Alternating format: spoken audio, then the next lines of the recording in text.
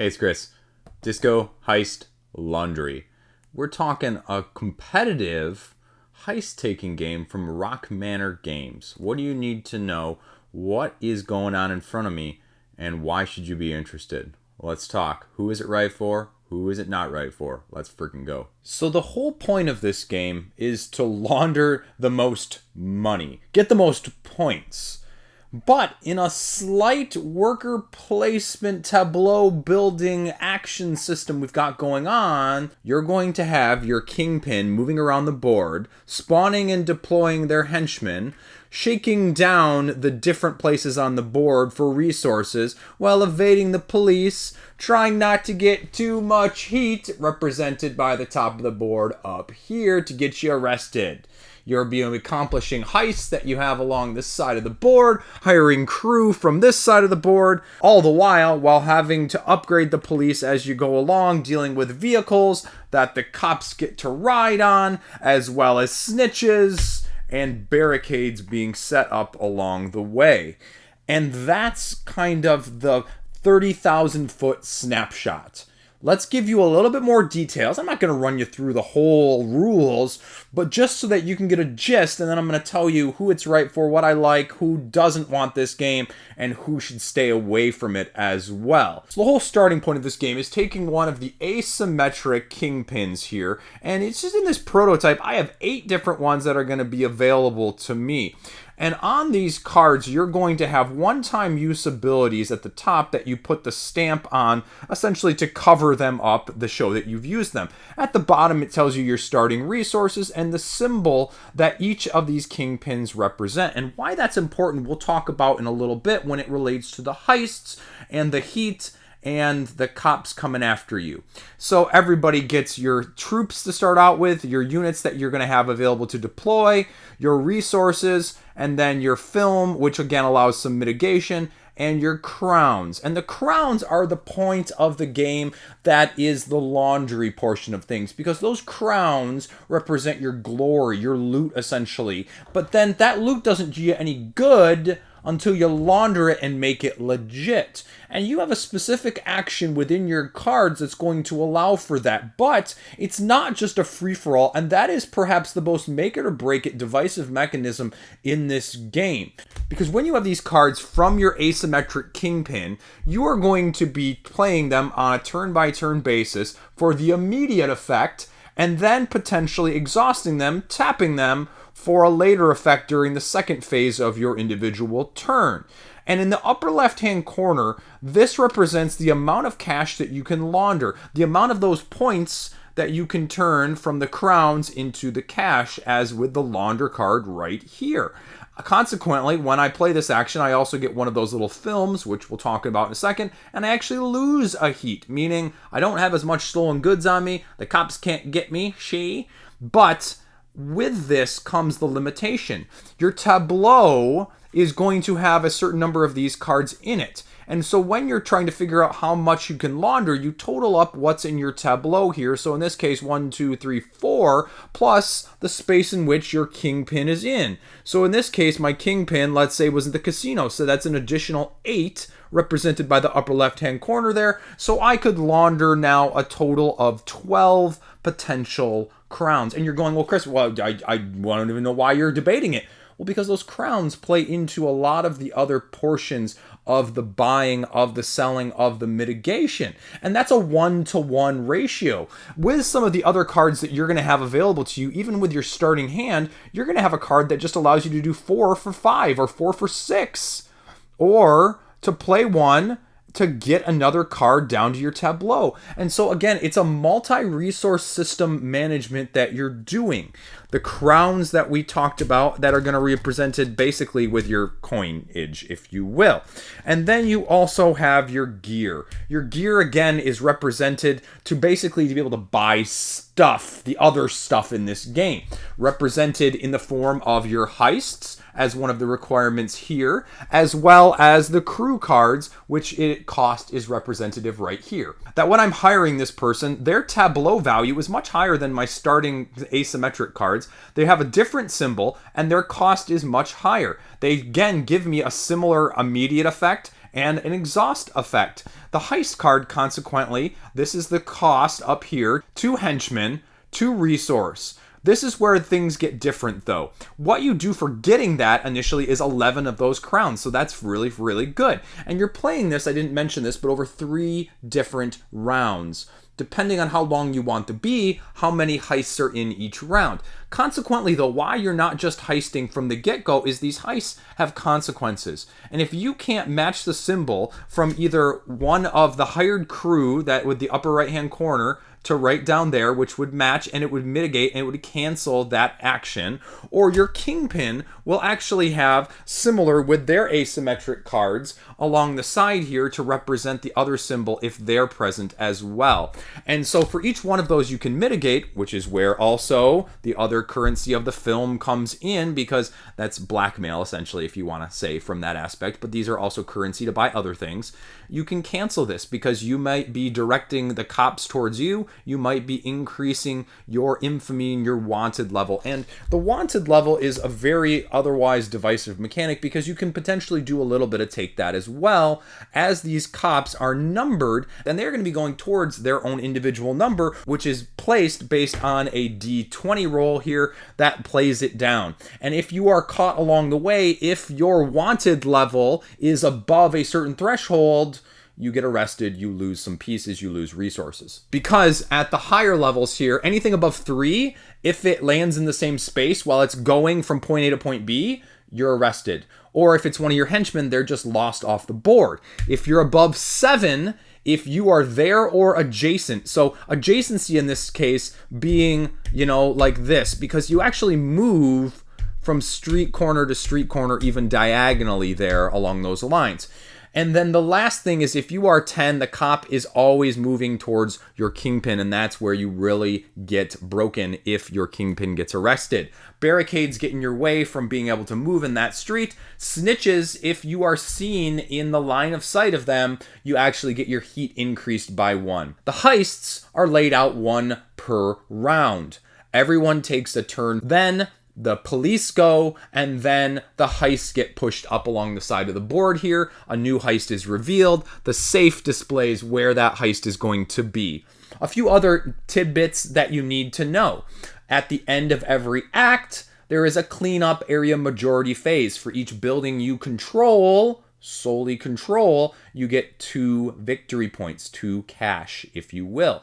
Then you're also getting extra resources. Subsequently, you go into the higher level heists, which give you a lot better resources as you get down to the 2s and 3s, but also cost a lot more and have a lot more consequences there. But also as you're scoring, the laundry track, if you will, deploys more of these barricades, more police cars, as well as police choppers. So once someone crosses that threshold, it gets added to the board. 3 police that move 2 spaces, and they get to move further as they have the cars and the trucks and the helicopters do it slightly differently. Now, like I mentioned, you have these cards, and that's where this timing is really going to become important, because only certain cards are going to allow you to launder or to hire or to shake down or to heist. Heist meaning you're in a location, you have a piece there, and you can meet the requirements of the heist card. Shakedown I didn't talk about, but shakedown is another way to gather resources really quickly. So shakedown essentially is any place you have a character,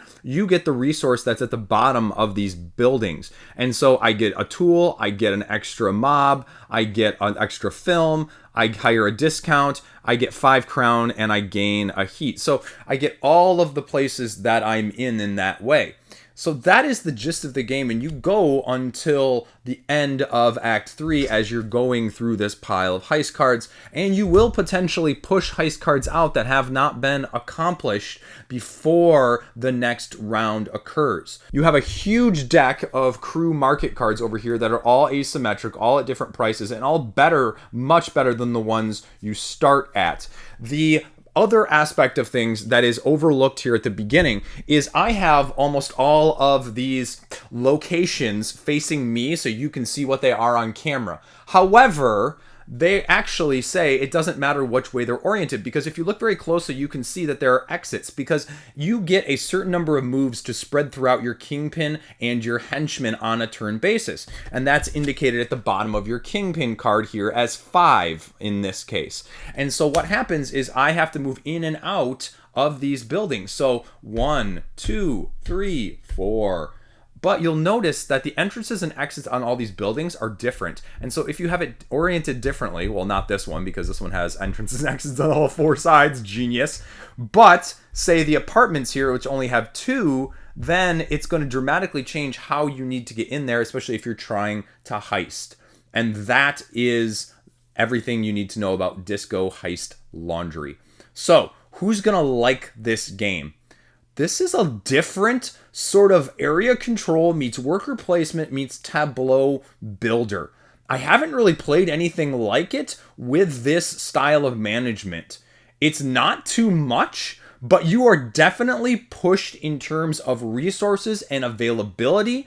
And as weird as it sounds, the cops actually do chase you because it's so close. And you're going to look at this and go, well, Chris, you're just randomly D20ing where they go. Yeah, but you're going kitty corner around this, and you have such limited movement to spread throughout all of your characters that inevitably you have to be very precise in where you're going, because your heat goes up very quickly every time you heist, every time you get additional resources, because these cards will often give you 2 options. They'll say, okay, if you want to do the minor action right here and just get 2 henchmen, that's fine. But if you want to get 4, that'd be freaking sweet.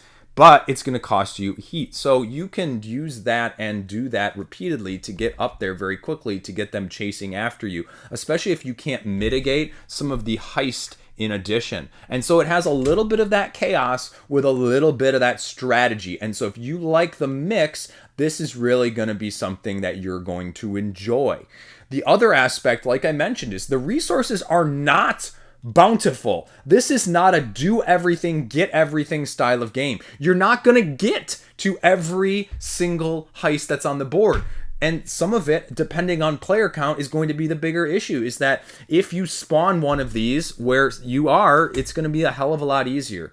And so that's the thing that this doesn't really have, I don't think, is too much scaling for different player counts to account for that. Because at the 2-player count, like, we found ourselves like, okay, I can't get all the way across from the nightclub all the way to the warehouse in order to do that before one of them is gone. And so I'm going to have to hope that something else pops up in the middle, and the cops are going around and you're trying to stay out of the heat. And most of the time you're treading somewhere in the middle. So you're like, okay, I just need to stay out of their way so they don't like find me, but they're not going to actually like search me out most of the time. The other cool part is this crew.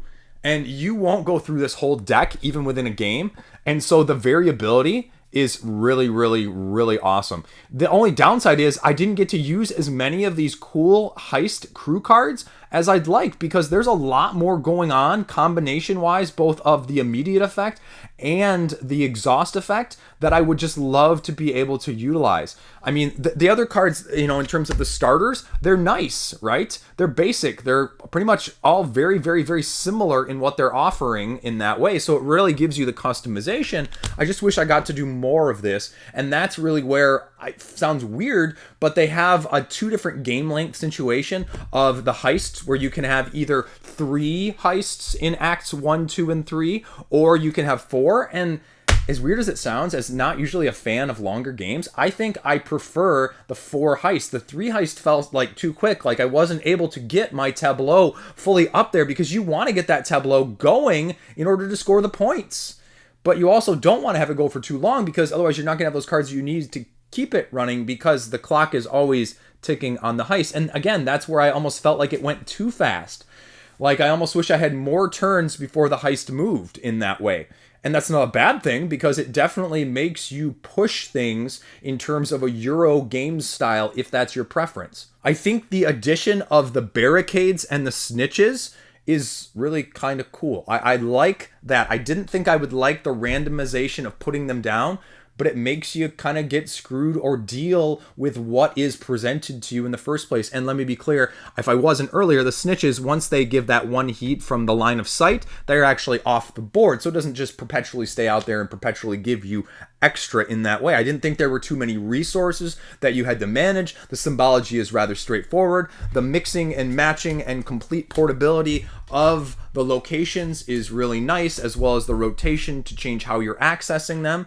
It's very, very nice from that aspect of things. The police AI system isn't overly complicated. You just go towards their symbol. Oh, I have a power that lets me move their symbol out away from me or towards my opponent. Oh, I just got more heat. They're automatically going to come for me now. Oh crap, I was trying to go to the heist and now their thing got moved over here and they just captured my guys along the way, because they don't stop when they arrest them. They keep going their number of spaces.